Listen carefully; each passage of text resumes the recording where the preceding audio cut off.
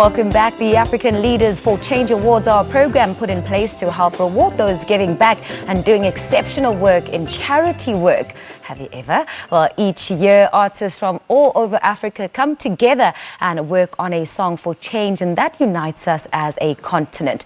The Song for Africa is the official song of the African Leaders for Change Awards, while African artists such as Yvonne Chaka Chaka, who was here with us yesterday, Akon, Two-Face, and many more united for the cause of building hospitals and schools right here on our continent, Africa.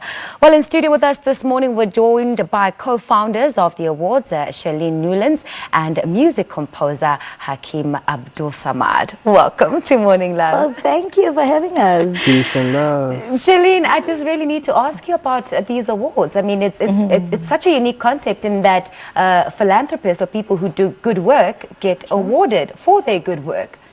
Yes, well, you know, it's so exciting to be doing this, and of course hosting it in South Africa, because a lot of big people in South Africa, in Africa as a whole, Africans are giving back to Africa, and this is something we need to celebrate about. And you know, we can't just keep quiet about it, because Africans are making a difference in the African lives.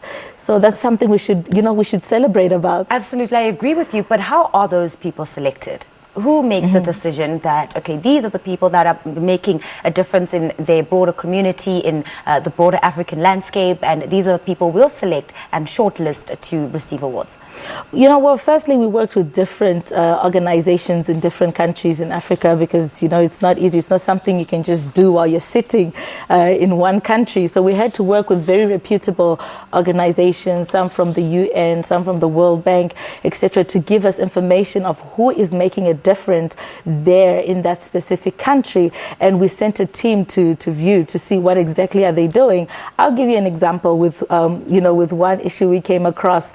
It was a big well-known company, I won't mention names. They said, we've built a lovely road for the community, but when we went and looked at it, we actually realized that the road was leading to their big resort that they are building. So things like that, then when people go and they see, they realize, okay, it was not necessarily for the community, but you were going to build it anyway for your companies. Absolutely. So there is a lot of vetting process where people need to now go on the ground and actually see what exactly is happening, because what people can propose or tell you on paper might not actually be what it is on the ground. Indeed, but tell you what, let's bring Hakim in. You produced the song. There's an entire song that has a lot of my favorite artists in there. Firstly, tell us about the process of producing that song, why you produced it, and how did you go about selecting who would be involved?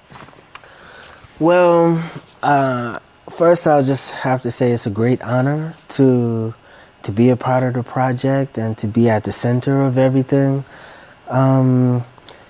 It's just been a wonderful experience. It started with just creating the song, and I created maybe 3 different songs before we chose the one that we and how difficult is that, to have a couple of songs and then have people around you sort of listen to the song and actually say, well, this is a song that represents Africa. These are the voices that will represent the cause that we're trying to do.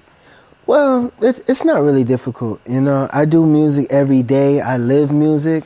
But the first version I made, I really thought that was the one. I was like, this, and then there were many crazy. others after that. And they were like, no, we need something a little more like this or like that. So I made another one, and that one turned out to be even better than the first one.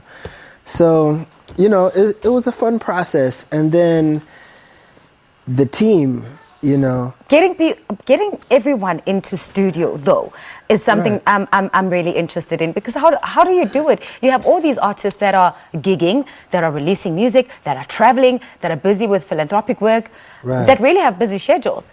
How did you manage that process? It wasn't like having everyone in the studio at one time, It's basically one by one according to each artist's schedule, and some recorded overseas and sent their voices in, some were actually live in the studio with me. So we just made it possible any way possible. All right. Yeah. Shally, I want to talk to you about some of the schools and hospitals that the project hopes to build throughout Africa. Have those been identified? And how how much would you say Africa really needs to put the spotlight on developing schools and hospitals? Well, to say how much Africa really needs, that's actually a very tough question, because we need a lot. Not in terms of the amount, but in terms of just from what you've seen. Are these two sectors in dire straits on our continent? Do you think, though, because you've decided to put the spotlight on them, in your research, are those the two sectors where you found were most lacking on the continent? That's correct. I mean, those are the main issues that are lacking on the continent that we need to increase. For example, the first school we want to build will be in Limpopo. We've been dealing with the Department of Education in Limpopo to work on that. So now we're almost at the final stages of, of getting everything signed off and start with the project. So there are so many schools that have been closed down. We're talking about South Africa. We're in South Africa right now. Let's talk about here. There are so many schools that have been closed down already in the Limpopo province. There was Pempule Primary School, which they closed down because of the way, the infrastructure, the way it was.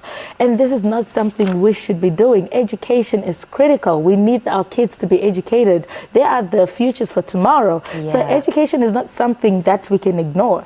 Education and healthcare are very critical for any economy. Shally, I'll have to leave it there. I think you really have, highlighted the plight of Africa. And thank you so much for the work that you guys have been doing. It's been a pleasure. Thanks for having us. You. Well, that was co-founder of the awards, Shally Nullens, and a music producer, Hakim Abdulsamad, sharing more on the African Charity Awards taking place on the 21st of November. These awards, they award good work being done by Africans for the continent of Africa.